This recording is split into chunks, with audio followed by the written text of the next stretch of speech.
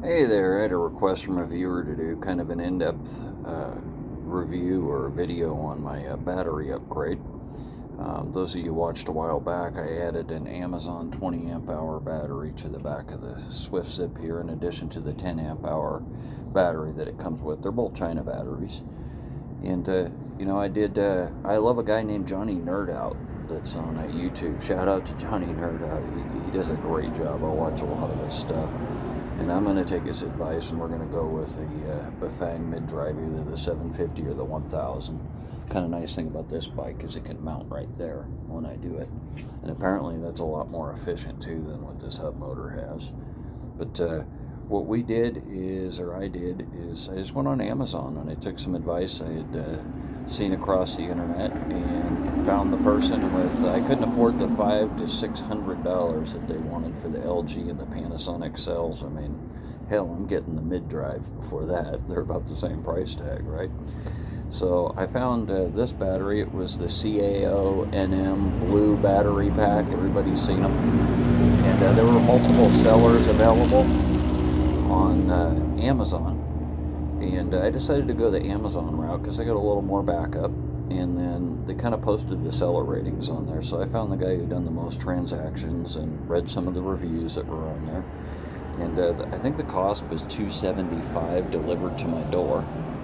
And I figured no matter what, it's going to double, triple my range, and it has.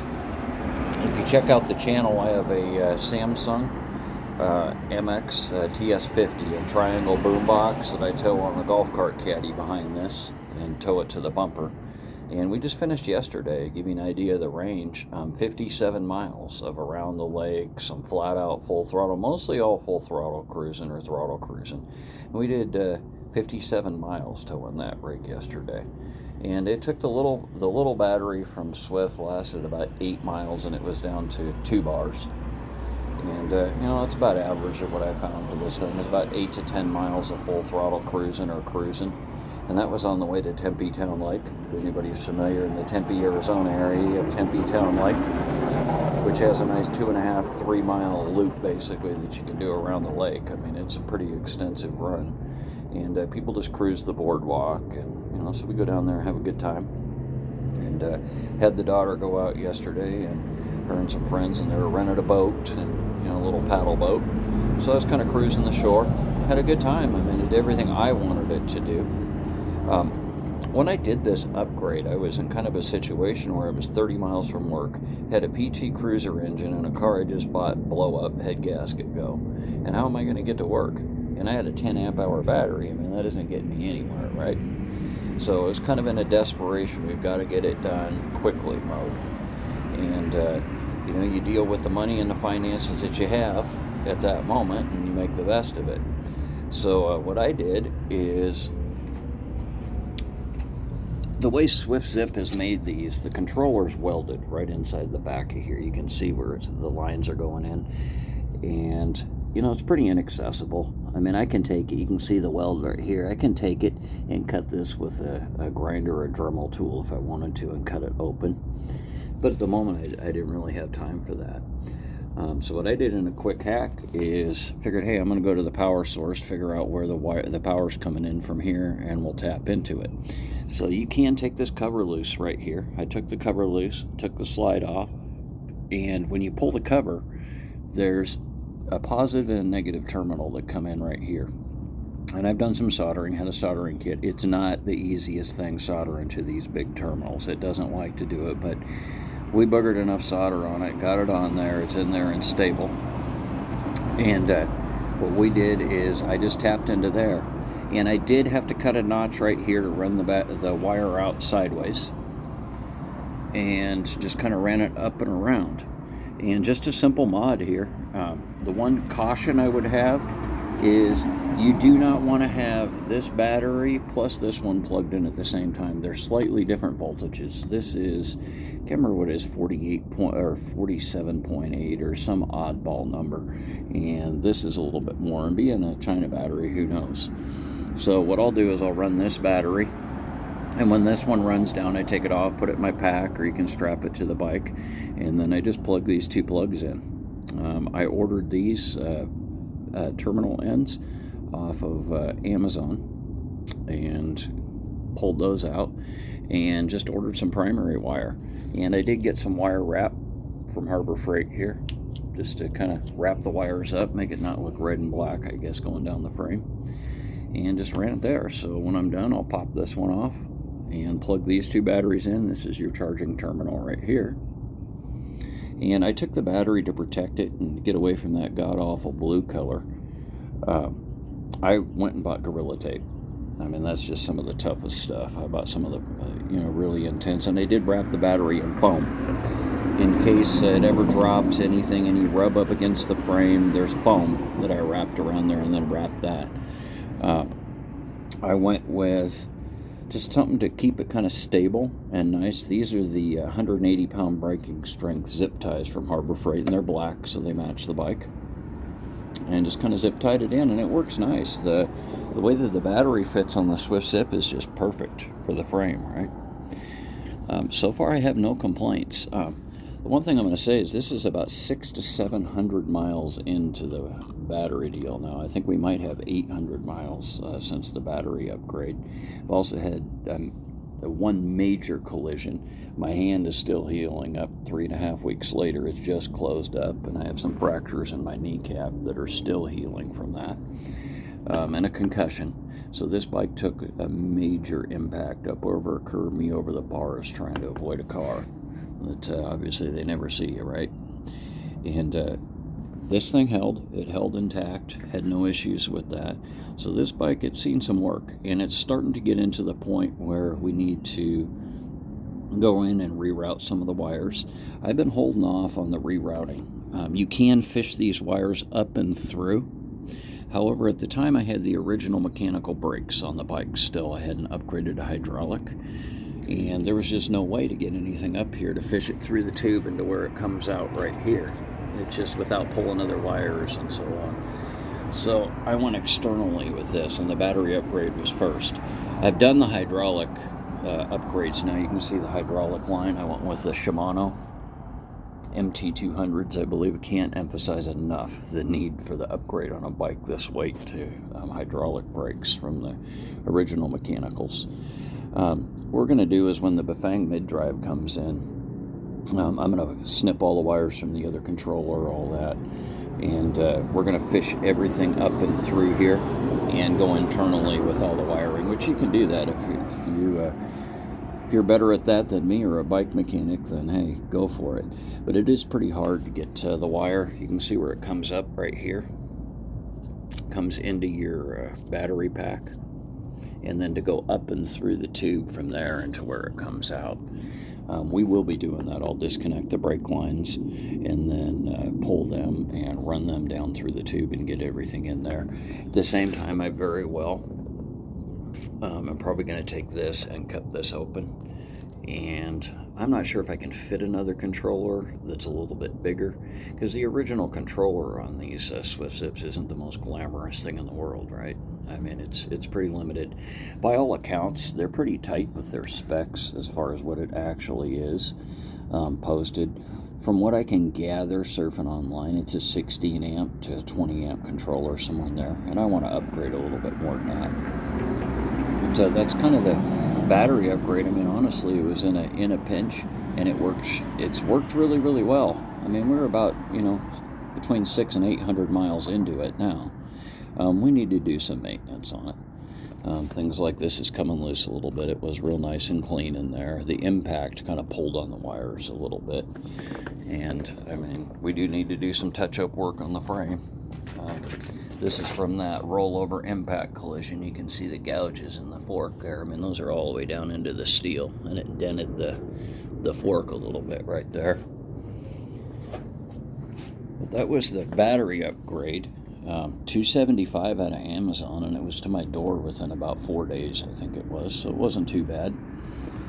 So far, the actual mileage, it is not the equivalent of an LG, Panasonic, Samsung, any of those cells. I mean, I wasn't thinking that it was going to be. I was under zero illusions when I bought it. What it has done is taking me to where I like to ride this thing like a motorcycle, and I'm pulling a boom box, or I'm, hair's on fire, and I'm riding down the road as fast as I can get. I've jailbroken the controller, so I've got 9 modes of control on there now, and I can and we've eliminated the speed governor on this, right? So we can go quickly if we need to.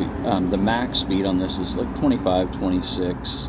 Downhill, yeah, you can crack 30 if you want to. Going into Bass Pro here in Mesa, there's a long downhill on an e-bike road, and I can crack 30 on that. But so far, 57 miles towing a boombox. There was no way that was happening with the 10 amp hour. It doesn't even make an effective commuter. It's not an LG cell or a name brand cell that comes with these Swft Zip bikes, right? So, they claim that you can get 20 miles. Not on pure throttle. I'm 180 pounds, right? There's no way on full throttle on throttle riding, and I'm getting 20 miles out of this thing. I guess you theoretically could if you were rolling in, but if you own this bike or any similar to this, as you go, it drops down pretty quickly past the second bar, and it starts to limit your speed. So maybe you could be doing 5 or 6 miles an hour on full throttle and get to the 20-mile mark, but we've done some true range tests on this thing in real world conditions, right? So this extra 20 amp hours, I figured, hey, I've got 10 amp hours of a China battery over here. I'll add 20 more to it. So no matter what, it's on an equivalent, right? And I really like the upgrade. If I have a choice or the budget in the future, yeah, I would love to go with an LG or a Samsung cell, something like that. But I'm going to go with the Bafang upgrade. That's what I'm going to drop $400 or $500 on, is the 750 or the 1000 mid-drive. And that'll take this bike up into the 40-mile-an-hour range really, really quickly. The debate, and if you have any opinions on it, is if I even keep this hub motor intact, right? I might just cut the controller wire to it and leave it and just go on the mid-drive. That's kind of what I'm thinking. There's no way that that hub motor is going to keep. I guess from the jump, you could have 2 of them going, but you reach a point where that mid-drive is just overpowering, right? From what I understand, it's of 140 nanometers of torque versus about 80 in my rear wheel here. So, there's a big power difference. But if you're thinking about the battery upgrade from Amazon, it's the blue box, the blue one. You'll see there's, a million of them. CAONM, I believe. I don't even know how to pronounce the damn thing. But it was $275 to my door. And it did triple my range. I took this thing 57 miles yesterday, towing a boom box. Hauling ass down an e-bike highway. Probably out of the 57, about 30 of that was full throttle, towing a boombox, right? And that's, I'm going to estimate the boombox is about 40 pounds, little trailers another 5, so towing 45, 50 pounds. So it's at max weight capacity at that point. You're at the 240 to 260 pound range, which is about what this bike is rated for. So if you're a guy that's, 230, 240 riding this thing, I guess that'd be a good equivalent. Pulling a trailer is always hard because you have drag on there. We got 57 miles out of it, and I had 2 bars left on the big battery when I was done. The little one, it didn't last that long, but the big one here, it does its job. And I can't, if you're on a tight budget, $275 is a lot more affordable than $500. The argument could be made, I guess you could buy a smaller LG, but I looked, and this just seemed like the best value for the money, and it was off of Amazon, so you do have some recourse in there versus I looked at the eBay ones, and everybody's heard nightmares of eBay and eBay transactions and sellers and things. I wanted to kind of steer clear of that, and went with Amazon. And it was nice, Amazon man delivered it, came in a nice little package, and the modifications I had to do, like I said, is I wrapped the battery in foam, so that if you're rubbing or bouncing, which you're going to be doing, you had a little bit of foam protection here wrapped around it, and then Gorilla Tape. And we got the nice black, heavy-duty, waterproof Gorilla Tape, right? So I figure that gives it some armor and some protection in there without being too closed in to where maybe it heats up too much in the Arizona sunshine. We have yet to hit 115 degrees with this bike. We're going to be doing that this summer. And just kind of thinking ahead, I didn't want to insulate it too much. I wanted a little bit of cooling effect possibly on that battery. So that's kind of our battery upgrade. The other major upgrades that I did was the brakes. And with the Samsung MX 200s, or the MT200s, I believe, or the Shimano's. And main reason why is, like I've said, Swift, if you watch this, those brakes suck that come on this bike. I would love this bike. I would gladly buy it all over again. However, when I went to grab this rear brake, in that moment when you absolutely have to lock it up and you need to stop because there's a car coming at you, it pulled all the way in and failed. And I went right up over the bars, concussion, broken kneecap, 3 fractures in there. This hand is still healing up 3.5 weeks later or so. And it was a nasty, ugly one. Still fighting a little bit of infection in there, right, as it's closing up. Those cable brakes, they don't cut it on an 80-pound bike, right? I mean, it's just, especially traveling at high speed, and all of a sudden you want to lock it up. I mean, that was a hard one. I mean, the kickstand took some impact on there. The front forks took on damage. So I went down, and I'll give another shout out to Global Bikes in Mesa, Arizona. Absolutely great guys. They can't work on it for insurance reasons, but they gladly sell me the parts. They know me when I come in, are super friendly. That upgrade was really, really easy. It just bolts right up to the handlebars. You just take your grip off, slide in the new one, right? Run the cable down. The only issue with that is I took off these are spacers from the original Swft Zip brake that was in there, because when this rear caliper sits down, it bottoms out, right? When you put the new Shimano in, just the angle of the deal. So I use these as shims right in there, and it works perfectly. This thing locks up on a dime. I've had to test it a couple times, and the brakes are incredible. I was ran across a 73 rider yesterday. He had a pretty cool bike, and he was checking out the brake upgrades, and we did a 20-mile-an-hour full stop with the boombox towed from behind, right? All that momentum. And this thing stopped faster than his 73 brakes, so that was pretty cool. But yeah, I would say the brakes are a major upgrade, even before the battery almost, unless you're in a commuting situation like I was, where it was 30 miles each way. If you're not in that kind of situation, do the brakes. These from the bike shop were $40 a wheel, which isn't a high price tag for Shimano's. They've worked great. I think you can buy them on Amazon. Probably, I want to say I saw $59 for both of them. If you got a good local bike shop, though, I mean, shop that local bike shop and give them some service and give them some money, because those guys, they'll come in a pinch. Things like relacing a wheel, things like that. It's good to have a relationship with them. So that's kind of the brakes and the battery upgrade. I know I had a specific comment from a viewer who has the same bike, and they want to know about the battery upgrade. And I hope that's in-depth enough for you. I mean, it's pretty basic. I mean, you get the thing. I had to take the seat off, obviously. I mean, that's 6 bolts. It's not real hard. It is a little bit of tight clearance in here to where that is. Now, you've got the foam padding in there. There's just enough space.